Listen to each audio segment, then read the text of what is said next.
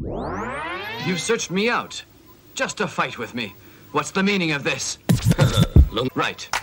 In that case, no more pussyfooting around. Come, let's fight.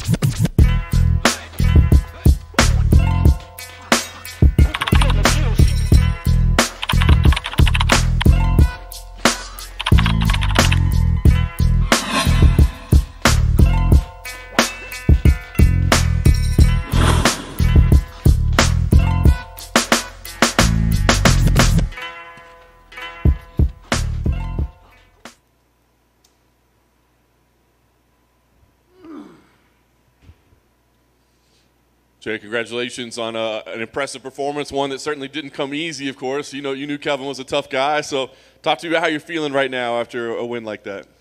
Any win is good, man. I feel good after that win. Took a little bit of damage, but I'm not broken, you know, so I can go home and hug my kids and be able to play with them come Monday and stuff like that. So I'm happy. Nice. Like I said, I know you had a lot of respect for Kelvin coming in. You knew what you were facing. You did say you had to shy away from the leg kicks. Anything else that you had to change that played out differently than you were expecting coming in?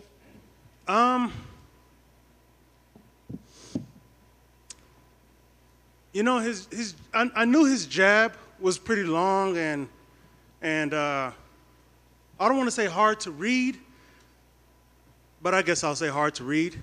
And he caught me with a couple of jabs, you know, inside of my lip is pretty mangled, you know. He got my eye, you know. He threw those overhand lefts were pretty hard, even though I blocked most of them for the most part, you know. I got some welting on my forehead. I feel like Quark from Star Trek. But, you know, I'm happy, man. I got the win. Thank goodness for that. I got that W and 2 checks, man. Yeah, no doubt. You dropped him, obviously, a couple times, man. I mean, you hurt him. I know you said, you know, hey, I know this guy's tough, but mentally, is that difficult to hit a guy that hard, see him go down, and the guy pops right back up? No. Mentally, people get really excited, but I kept my composure. You know, when I saw him hit the ground and I saw him getting back up, he seemed like he had, you know, he knew where he was. He may have been a little bit wobbly, in which I was trying to capitalize on, but, you know, he was smart. He kept his feet moving and stuff like that. So, you know, it is what it is. It would have been nice to get that finish, though. Yeah. Especially early on without going through all that fire. I think the decision was pretty clear, but, I mean, was there any concern at all? I mean, we know judges do weird things sometimes in MMA, so did you feel like, hey, we've got this in the bag, or was there still a little bit of tension waiting for the scores? You know, I could say there's always that tension when there's a decision, but I knew I won that decision. I knew I had at least the last 3 rounds. After I knocked him down, I felt I took the momentum and I maintained it for the most part. So not necessarily any concern, you know.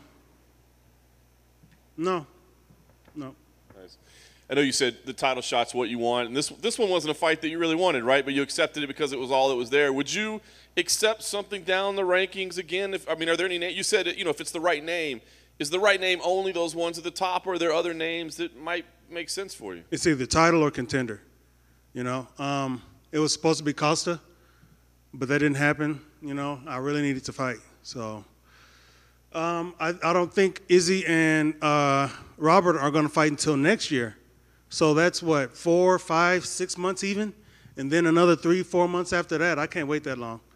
So who knows? We may end up taking the fight. Is Costa the only name that would make sense to you, or? A contender. So if they give me a name, you win, you get the shot, okay. Easy.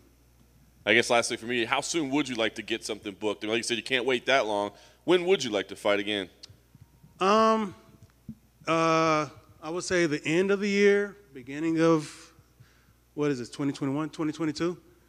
So, yeah, 3, 4 months from now, I'd like to get back in there. Hey, just hypothetically, would something like Darren or Derek, the winner of that fight, would that make sense? Would they be high enough? Is that a contenders fight? I think it is, no? Well, then, yeah. Cool. You said you knew in advance that Kelvin would be able to take some of your hard shots. Was that helpful then to make you not over-rush and try and find the finish? Were you able to be composed the whole way through because you knew that in advance? I'm always composed, you know. So No. The fight could have gone any way, you know. It's all about keeping your composure, staying focused, and getting the job done. And that's what I did. I stayed focused. I kept my composure. I didn't go, ah, you know, kill. And then end up running to a shot or something like that, you know, because Kevin was still alive. He was still awake. He was still able to throw shots. And he throws some high shots in there, you know. So it was easy to keep my composure. You know, me personally, it's easy for me to keep my composure anyway, you know. They can start busting in here. I'm going to keep my composure.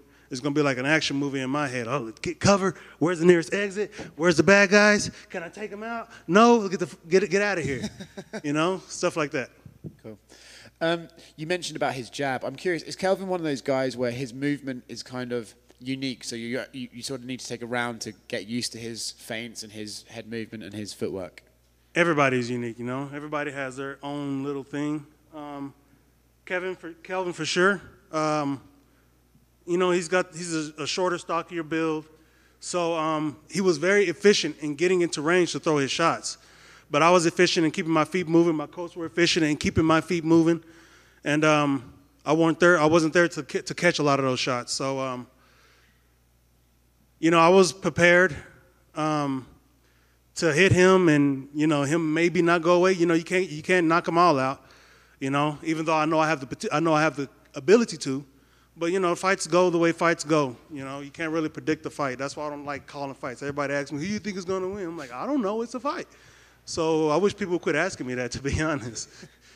Congratulations. Thank you.